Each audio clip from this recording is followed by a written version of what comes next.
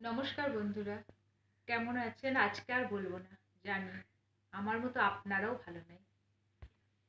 কি করে ভালো থাকবো বলুন? প্রায় 1.5 বছর ধরে করোনা করোনা করে জীবন একদম বিপর্যস্ত হয়ে গেল প্রতিটি মানুষের, বিশেষ করে বাচ্চাদের।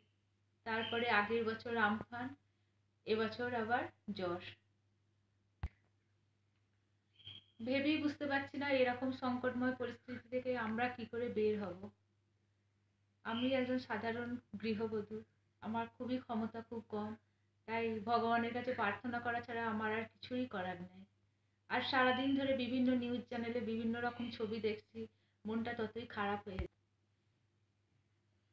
খারাপ হচ্ছে সেই সমস্ত মানুষগুলোর কথা ভেবে যারা ওই উপকূলবর্তী অঞ্চলে বসবাস করেন, যারা এখনো ওখান থেকে সরে যেতে পারেননি, তাদের কথা ভেবে ভগবানের কাছে একটাই শুধু প্রার্থনা, প্রাণী বেঁচে থাকে। হ্যাঁ, সেই সমস্ত প্রাণীদের কথা, যা যেখানে ওদের বাড়িতে সব গবাদি পশু আছে, গরু ছাগল, হ্যাঁ, এবার রাস্তার কুকুর বিড়াল, তাদের কথা ভেবেও ভীষণ খারাপ লাগছে।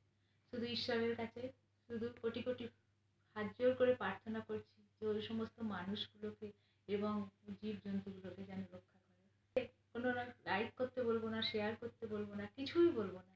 আজকে আপনাদেরকেও আমার সাথে প্রার্থনা করতে বলছি ওই সমস্ত অঞ্চলের সমস্ত মানুষদের জন্য এবং জীবজন্তুদের জন্য।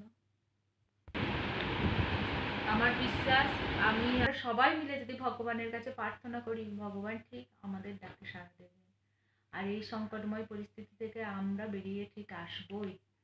তাহলে আজকে সবাই মিলে আমরা ভগবানের কাছে প্রার্থনা করছি। হ্যাঁ, আপনারা সবাই প্রার্থনা করুন যাতে এই পরিস্থিতি থেকে আমরা তাড়াতাড়ি বেরিয়ে আসতে